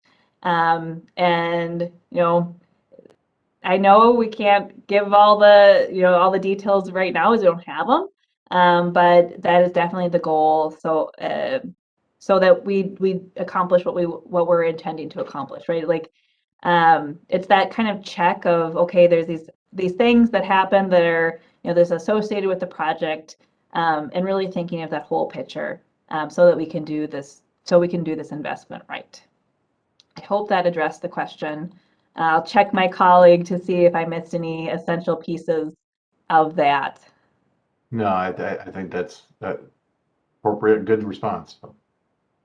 And the next question up is Lashela's question about the PCA. I do think, Lashela, that we did answer it. Understand that you still have some concerns. I don't know if she's still on the call. Anyways, we'll find Lashela later and have additional conversation with her if she's not on right now hearing this. I know other folks talk to her. So the next question is, how many homes and businesses will be removed for space for the light rail? And the short answer is we don't fully know that yet. We did kind of look at what fits and try to like indicate places that might be impacted. But we haven't done a full survey. Know exactly where everything is, nor have we gone through a process where there might be slight impacts where we could basically design our way out of those impacts. Go ahead, Nick.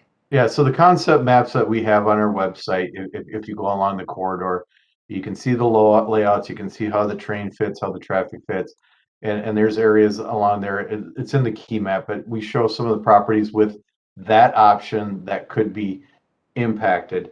And so then we usually will, we have multiple options in most cases to show, if we do something different, we can limit those impacts or reduce them.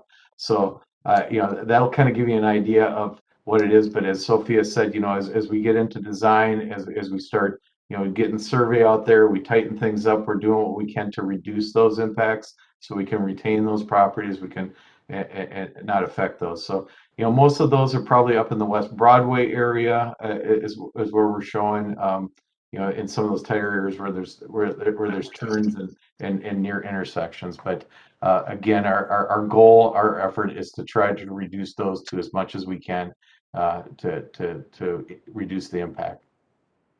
Which kind of leads into the next comment, which is kind of, how close everything is and if there's any impacts.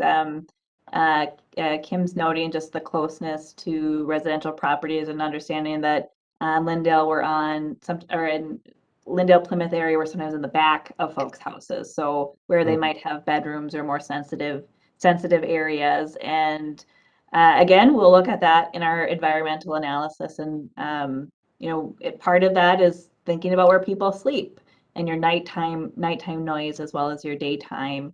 And the next step that Nick and team will be taking is looking at the overall construction impact. So where might we need a temporary easement, or what does it look like? And that process will be able to better illustrate those very fine details so that the residents have that information. And if we do impact your property, even if it is a foot, we can't do that for free. There's compensation as part of that. So even if we're just a couple inches into a grassy area, we'll need to reach out to you and basically talk about that right-of-way process. So kind of value offering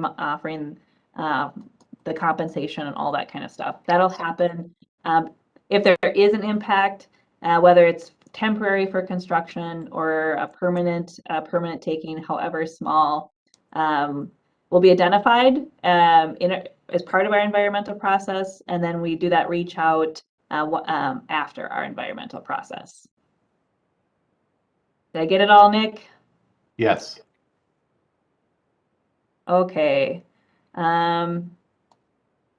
Sophia? Yes, council member.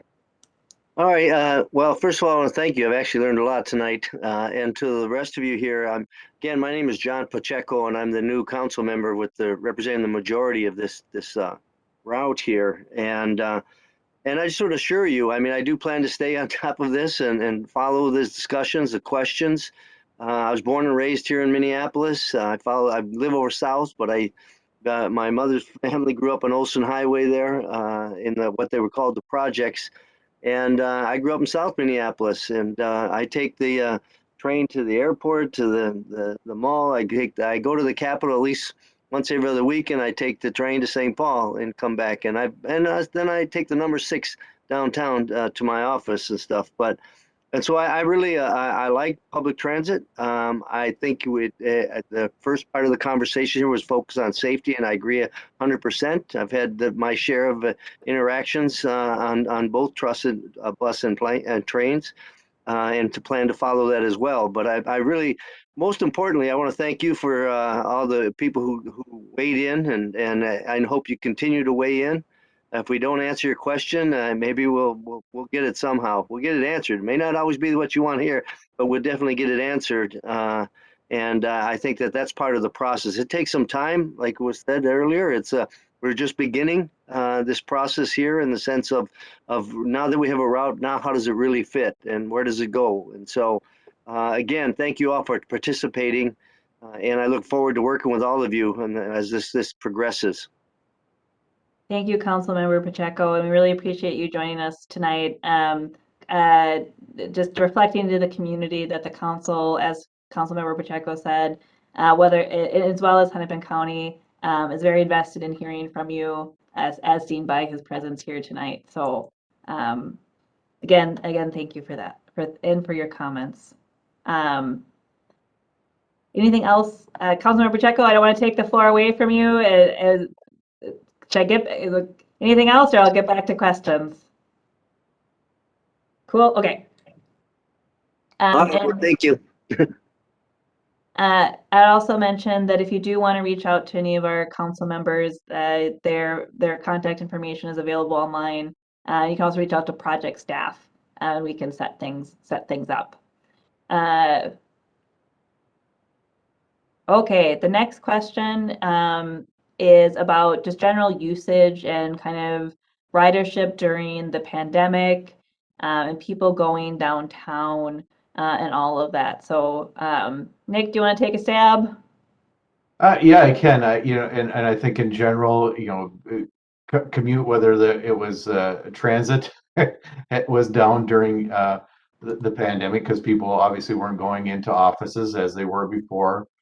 So it did go down, but and those rush hour peaks went down, but that base transit usage is still there. The people that rely on transit still remain. So I think and Sophia can correct me if I'm wrong, but what we found is that during the day, that base usage was there. Those are the people that are the workers that needed to go in and be on site.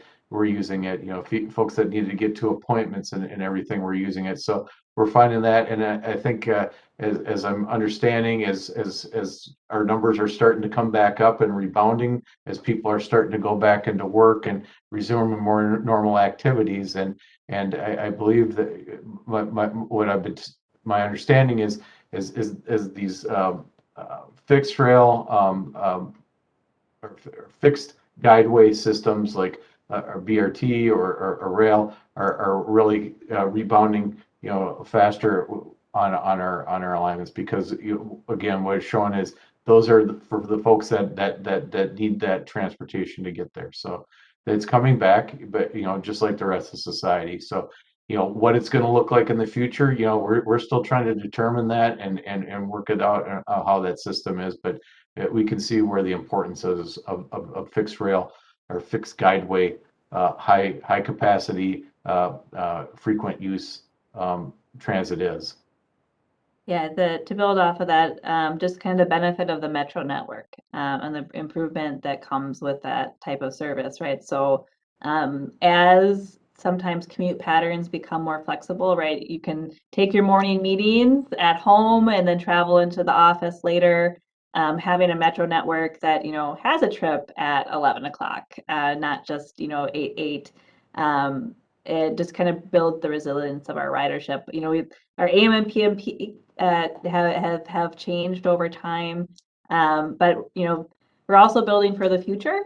And also just a note, I think that it's not just trips into downtown, right? While we're connecting into downtown, part of our light rail system is trips within corridor. So even if patterns change a little bit, I think we're designing a system for today and for our future. To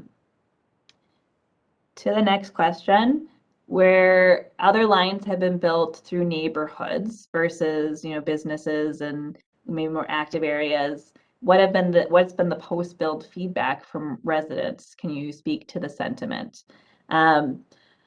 So we've built LRT in a whole bunch of different contexts, right? From the busy downtowns to residential streets to very quiet streets like as the blue line comes up towards the VA hospital and kind of goes through a very quiet Van Minnehaha area. And I think it's a very personal experience, how you experience our trains. So for the most part, the trains become ambient noise that just filters into the background. And we get, we hear, not so much, but for some folks, just what our sensitivity level is.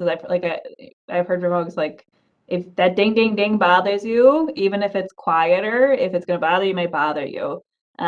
So overall, I think for most folks, you just the train becomes a part of the fabric of the urban environment.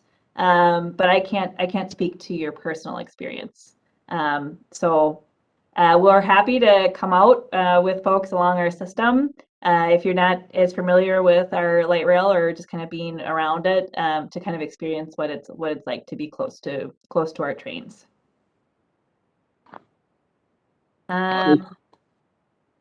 If I may speak on the personal experience, I live right next to the light rail. Go ahead. Yeah, basically, I live in a condo in downtown, where very close to US Bank Stadium, and that is forgotten. I have forgotten that there is a station there, because it's really with Hennepin County Medical Center and all the other noises that a natural city makes. You really do come to forgetting that you have a station there. But you don't forget it when you do have a necessity to use alternate type of transportation, and just knowing that you can walk to the train station is such a benefit. I would say to the person who has that question about property values, the only thing I've seen all along Hiawatha, and I saw the Hiawatha project, and I saw the things about Ryan University, is that people seem to want to live by the train. There was a lot more developments along University Avenue than I ever seen, and I lived there for 20 years or so in St. Paul. More houses, more condominiums along University Avenue, right next to the light rail, because they want to live right next to it. It's about accessibility. Hiawatha also, I'm also a veteran, and so I have talked to veterans that live right next to the light rail and the VA Medical Center for accessibility. And ever since they had the light rail come through there, they have been able to do way more than they used to. So I would say it's a very positive note about light rail. If light rail is not for everyone, it's not for every region, but I think both the Southwest extension and the Blue Line extension are right where they need to be. Thank you. Thank you for that, Juan. I would say, I'm sorry, I want to say, Juan, thank you for that comment, because I've been looking for those kind of comments to hear from people who have lived close to the light rail. But I do know, because I work down at HCMC, when you're talking about people who live downtown, they're used to the hustle and bustle and whatever the noises are. When you're talking about from 18th Avenue, along Lindale, from 18th Avenue to Plymouth, we are a quiet residential community. And so it would be different for a quiet residential community versus a city of hustle and bustle who's used to all the noises from downtown. So that's where my concern is. And I think whoever made the previous comment of, if there are some studies that we can look at that you all have done as far as comments from residents when you're going through not the city traffic, but the residential. I looked at your line from as far north as it's going, all the way through Lindale, through Lynn Park, and back to the Target station. And what I saw is residential, true residential areas the train being diverted around those residential. So I'm looking for studies that are quiet residential neighborhoods, if you have that anywhere. Yeah, and that's why I mentioned the section between 50th LRT and all the way to the VA Medical Center. That is what I was trying to exemplify as a nice quiet neighborhood that doesn't have much noise, city noise going on, except for maybe the Hiawatha trucks that rumble through there every once in a while. But It is very well tucked in away from Hiawatha, and I can only speak for myself, but I have heard nothing but positive comments from those veterans that live in that area. And thank you both for those for the discussion, and I'll give the technical answer, and I'm also, since we're talking about personal experiences, I'll add that my personal experience. So if you want to look at a similar environmental analysis that we've done in residential areas, so much of the blue line touches other residential areas, whether it's parts of West Broadway and Brooklyn Park, Crystal, kind of Robbins, that we go through different segments that have different characteristics. And we had the previous blue line environmental assessment. On our Southwest project, there's also, as we're in the Kenilworth corridor, that area is very residential, and you can look at the environmental assessment and the impacts in that area to get some context. But also, so I can speak from personal experience. So I lived in the Cedar Riverside neighborhood when our blue line first came online. And then I moved and I lived in our Prospect Park neighborhood of Minneapolis when the Green Line came online. And my dad lives in St. Paul, right by the Hamlin station, as that. We're at different parts of the corridor at the same time. And I can speak as a resident living by transit. It didn't bother me. The part of why I applied to work at Metro Transit initially was because I fell in love with the Green Line and that process, and came over here to work on LRT. So we'll do the technical analysis to give you the raw data of the impact, and then again it's really experiencing it. And if you are concerned, as Juan kind of pointed out, that area on I'm getting Hiawatha and Minnehaha confused. It's Minnehaha Avenue, right by the VA. It's an area that you can drive to pretty easy, and park and just stand and listen to the train for a little bit to get an idea of the experience, where there's it's pretty quiet. It's a 2-lane roadway, all residential. So even if you don't want to wait for environmental studies, that's a way to kind of get a comparison in the now. Okay, going back. I appreciate that, because that's the kind of thing that I need. And so I really appreciate that, Sophia. I will definitely drive over in that area and just kind of get that feel. So I appreciate that. Thank you. No problem. I'll give you another good example too. It's residential up to, there's Presbyterian homes at Fairview and University, and that's one place where we've taken actually city council members from different cities to look at how the station fits and works out there. And actually one of the tours, some of the management from the Presbyterian homes came down. They saw us out there and started talking to us about how things worked in that area. And I think what they said is, their residents there, they're facing right over a station, right where the light rail's coming in. They said they never have complaints about the station. Where folks complain is the crosswalk attenuator that goes. They complain about that, but not the station that's right there. So that's another. It's a good example of how it fits in the environment there. Thank you. That, again, those are helpful. That's the kind of stuff I need to hear. So thank you, Nick. Our going kind of the next topic is, it's about safety, and the commenter is talking about just the salaries for our police officers and needing to do better on that front. And hear you. And we will, we're capturing these comments for Blue Line, but we can translate those comments as well to others in our organization that are focused on that component of the picture. Got to scroll down a second. So kind of the question is, where are we in the process? With this light rail recommendation, can we petition to go a different direction? Nick, do you want to kind of take this one? I guess we're always up for comments coming back from it. Right now, that this is, we've gone through a process to identify what the route is. What we're going through is that process now that the route's been identified. Now we have to do the environmental work, but I think the community can still reach out, let us know what their thoughts are, but you can reach out to your elected officials also on this. But right now we are exploring, or we are evaluating these routes that have been selected to move forward with into design.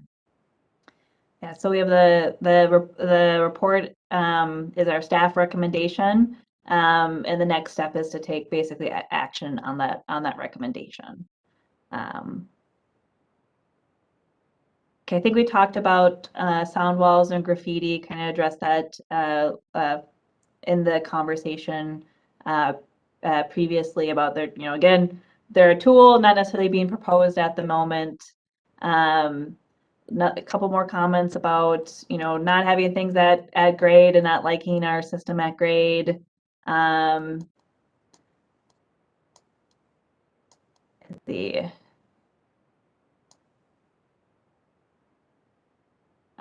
More comments about, safety of, if folks are playing in yards by light rail and, wanting it to be the area that feels safe. Mhm.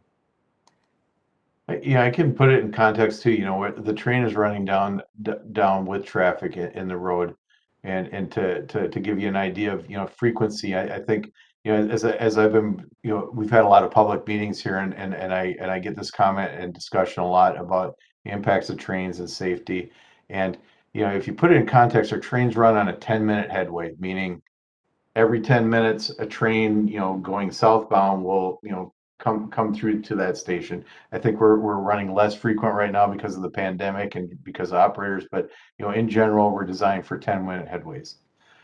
So that means, like, if you're at an intersection, if you got a train coming this way and a train coming that way, on average there's probably a train every 5 minutes in a certain location. So it's not that often. I mean, a street like Lindale, there's constant traffic always coming down there with cars in there. Our trains are on a fixed guideway, so they can't, they're not moving anywhere. They're not going to swerve anywhere, and I think we have an operator on board here. They're professional operators. They're trained to do that. So they're trained to look out for and be able to react to systems. So the train is working with traffic. It's working in the environment. It's not against it. It's not something new that's all over the place. I think it's a very safe operation. Well, so my question about the train safety isn't so much the actual train itself. It's more the people that are going to be, outside at 3 a.m. right outside of our bedrooms, or the people who are going to be talking about really inappropriate things loudly at the station with a 2-year-old running in his backyard. Mm-hmm. Got it. So, again, stations are paid fare zones, and you're meant to get on the train. So if our Metro Transit Police Department sees people just hanging out, they'll go and they'll encourage folks to kind of continue on their transit experience. Stations are meant to get you from point A to point B. They are public spaces, but and I think you had another comment too about a direct correlation between light rail and crime. And I just want to kind of talk about that for a second, because I think that's not necessarily the case. Obviously, we're in places. Safety is something that we need to continue to look at and examine. But transit doesn't bring crime. That's it's not the same thing. And really, if I often hear a lot about like petty theft, right? It doesn't make sense to bust into somebody's house and get out a train. You're on camera the whole time. You're stuck in the vehicle. We can intercept you. I get that it's a concern. And again, how I like to frame it is that we're creating public spaces. We understand that, right? So as we exist in the public world that we're in, there's different contexts and some things need different focus, but transit overall does not equal crime. And we can continue to talk about that. Okay, we're getting to the end of comments.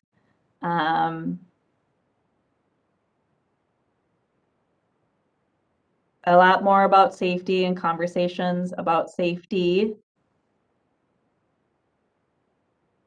There's a question about the percentage of ridership that transfers between our current bus system as opposed to new ridership, and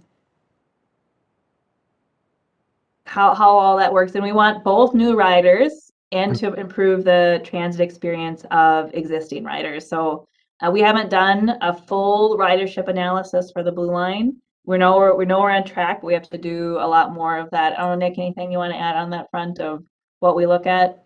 Well, no, yeah. So as we get farther along into design, we will do we will model it and do a ridership study along the alignment. So as we start tuning it in, but one of the things that we also look at for those station areas are transfers. To make sure that there's connections to existing transit, and as we get through design or gets into construction, then we will also do with our service planning department. We'll do a study and look at how to better connect and make those connections and service more efficient. So like we said, when you put in a fixed guideway route like this, is like building the backbone, and so then it starts to be easier to serve into it and starts building a more robust system that covers areas better than we have. So it's the buses, the trains, they're all part of a system. A question for you. When the Green Line opened, I thought that bus that goes along University, that was like a Route 16 or something like that. Right, there was Yes, on Route 16. University before, there was the 16 and the 50. Both my Yeah, the buses. 16. We all thought. I talked to other riders, and we all thought, well, maybe the 16 will go away, clearing up some of the traffic on University, which gets pretty busy.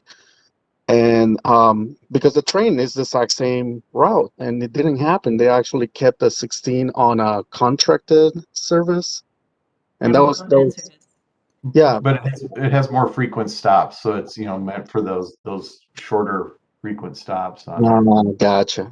Thank you for explaining that. I was gonna ask the same about the Blue Line extension, but I don't think there's a route that goes along there, maybe to Robbinsdale, the 14, but that makes sense to keep both, just to make sure that they stop at it more frequently than the train. Thank you. Yeah. Our on Green Line, the 50 was our more it skipped stops, right? Those are your I would take it to get to St. Paul and back pretty easily. So that was kind of, we have to look at it all, right? And looking what in corridors, what riders are doing, because there are folks that are maybe get on a bus just to take it 4 blocks and all that kind of stuff. So we have to do a comprehensive analysis of our whole bus system as we get closer to operations. Sophia, I just had a question when you're talking about bus traffic, because again, what you're doing through the Lynn Park area from West Broadway to Plymouth, so there would be a north and southbound train on one side, and you're talking about 1 lane of traffic going in each direction. Again, in Lynn Park on 14th and also 18th, the only access we have to get out of our complex is 14th. And you kind of addressed that just a little bit, but now my concern is, what about buses having to stop there? We only have 1 lane in each. It's going to create a mess of congestion as we drivers are trying to get in and out of our complex.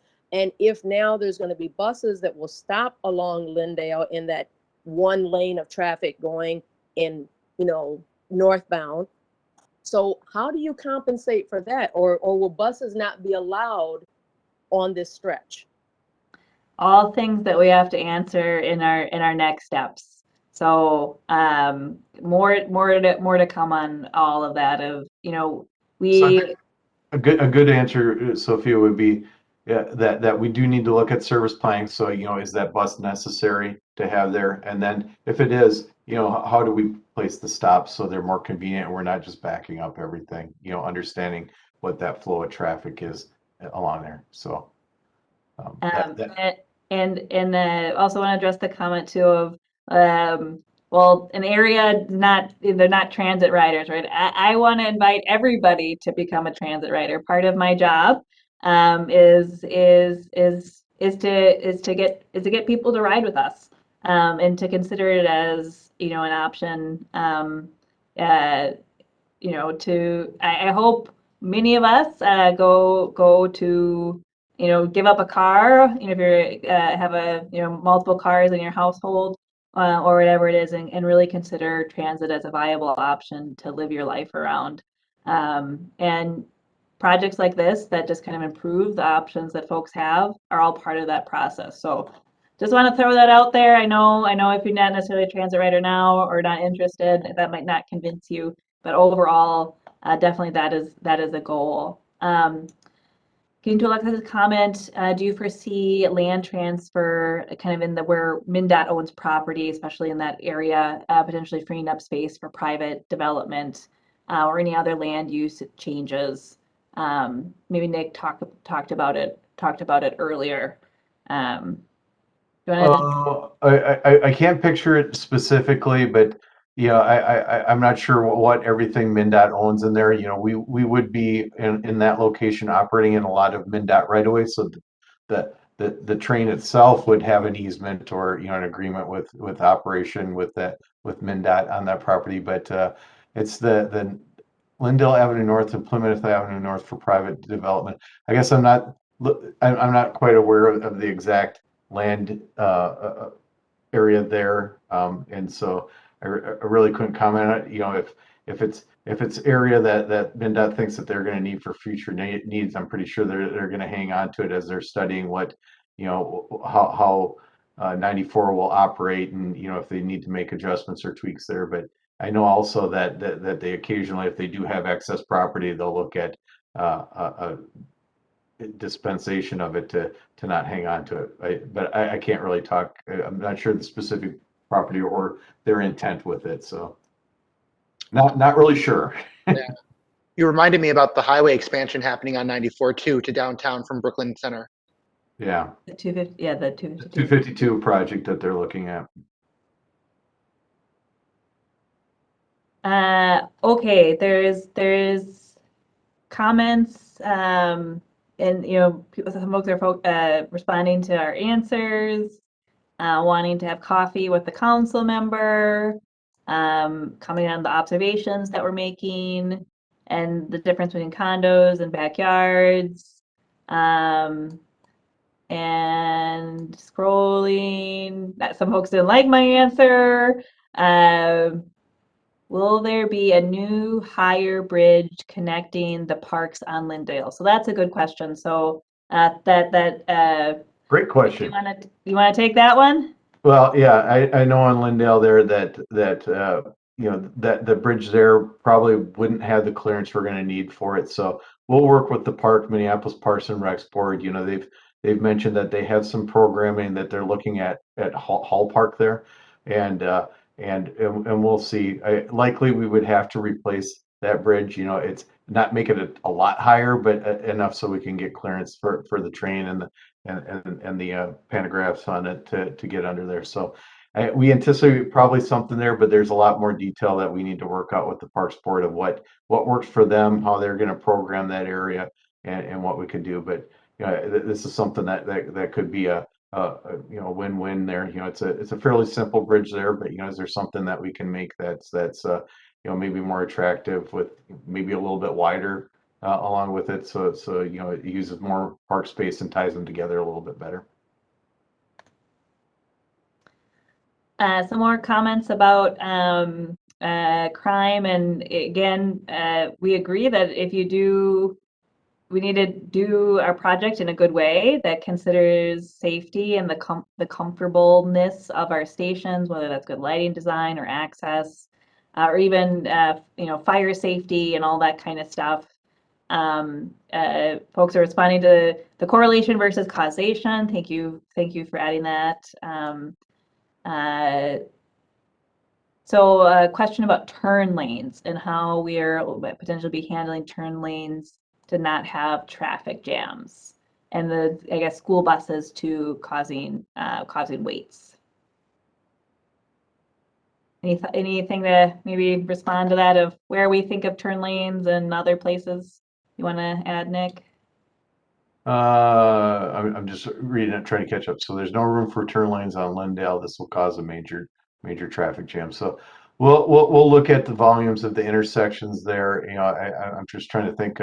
I think where there are left turn lanes and stuff, we still will accommodate them and where they're needed. I think maybe this is addressed more to like 18th. I believe that we can still get a left turn lane on there. So, but these are all things that we'll take a look at. We know that if there's a turn across the guideway on the tracks, we need to provide that left turn. So there's a safe turn to get people across. And there's a red arrow. So people, to encourage them not to left turn over the tracks, because that's not a move that we want to happen. I guess my answer is if there's a signalized intersection, it's a full intersection, we will have left turns at it. Sorry. And the last comment is about somebody looked up a participant on LinkedIn while we're in this call. I don't know who in our team, but often if you have concerns, we want to connect with you. So sometimes if you're bringing up concerns, we try to find ways to have a follow-up conversation with you. Connecting at these big meetings is great. We are all open as well to individual conversations, various things. So, Amanda, I don't know exactly what the context was. Okay, got it. I don't know who looked up who, so can't fully address it right now. But my way of responding to it is we're always It was willing Andrew to connect with Gillett. you. It was Andrew Gillett on the call. I'd like to know why someone's looking up my professional work record when I'm trying to voice my uncomfortableness of this project. Gotcha. We'll maybe just to figure context and connection. So I don't think it's to, no nefarious intent involved, more the desire to just to continue conversation. We so noted. Well, anyways, folks, thank you so much for joining us tonight and all the conversation that we had. I really appreciate involvement, and thanks for us to look more into and consider. Also, just giving us areas where we, as a project team, we need to talk about more because there's a lot of questions associated with kind of next steps type things, depending on how you found this forum, whether it was a postcard or a variable message sign out in the corridor, or whatever ways you got in touch. One way to stay involved is just subscribing to our project newsletter. That'll help ensure that you get any updates audio updates as we move forward. I encourage folks to do that. The contact information for the project team as well as our community outreach coordinators is also available on our website. And if you have concerns like you addressed tonight and you would like us to come and sit in your living room with some of your neighbors and talk further, again, also reach out to our community outreach coordinators. We would be more than happy to do so. So the project team is... Sophia, can you tell us who, because our neighbors have definitely expressed that interest. So who is the community contact? I represent I'm one of the neighborhood watch captains for the Lynn Park community, and we are definitely interested. So I would like to know who would be that representative that we could contact to have come talk to us directly? So your Minneapolis outreach coordinator is Panu Vu. Her contact information is on the Blue Line EXT under the Contact Us. It might be Could you spell herself. her name, please? Here, it'll take me 1 second to grab her email for chat.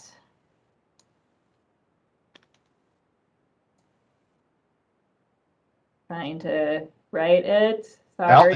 Alexis I know has it makes in there. awkward.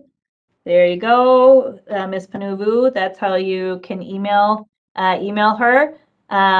Please do. We'd love to set up a meeting. Maybe Nick or I will also join in the conversation, but definitely want that invitation, many conversations to be had. So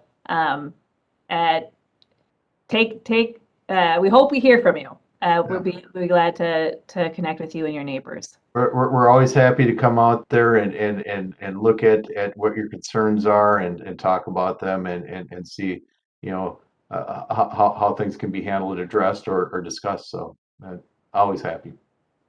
Oh, I really appreciate that. And I also want to echo Caitlin, because she's one of my neighbors. I also agree that I'm very uncomfortable that someone was trying to look her up during this conversation. That's very uncomfortable. So noted. We'll pass that feedback to our staff. Thank you. Yeah, And I thank don't you think for it's your just time. uncomfortable. I think it's slightly unprofessional to have to look up somebody on LinkedIn. What's the relevance of having to look you up, Caitlin, a homeowner here? Absolutely. I think that's not unreasonable to ask why Andrew would look Caitlin up. Could Andrew speak to that? We'll This is note a it. We'll public note forum, it. right? Right. Again, I think it was just trying to find ways to potentially follow up with folks. So, The direct messages are on in this chat. I welcome to chat each other as this meeting closes. So, again, thank you everybody for the discussion. You know where to find us. We'll continue to have also these, bigger public meetings as we kind of move through the process and kind of make the final steps with the route recommendation and then the design that might be ahead. This session was recorded and will be posted online along with the presentation shortly so that it will be available to you as well. We've captured all the comments that are in chat and we'll be incorporating them into kind of the public comments received on our report. So that's how we'll pull in your feedback, and we kind of theme it up and also attach it to the project goals. And we'll continue to take the areas that you highlighted to us as things to pay attention to as we move forward. And Sophia, I'm so glad you mentioned that, because I was going to ask you about that, because there were some of our neighbors that were on and couldn't stay. They wanted to know if the questions and would be printed out and the answers to them, and how can we access that, or how can we get that information to them? And you said it was going to be recorded. Where would that be? So if you go to Blue Line EXT and go to our meeting and event page, this meeting will, we have to actually pull down the recording and post it up. So it won't be tonight, well, unless we're magic. We're getting kind of late for staff, so I don't want to commit my staff to doing it tonight. But very shortly, within the next day or so, the video will be posted online. So go to Blue Line EXT, go to meetings and events. It'll be right under the date of the meeting. Thank you. Got it, along with the presentation as well. Okay, I think that hopefully covers all of the things to cover tonight. I'll again thank you for everybody that joined, and especially those that stayed late to get your questions answered. We look forward to speaking with you again in the future.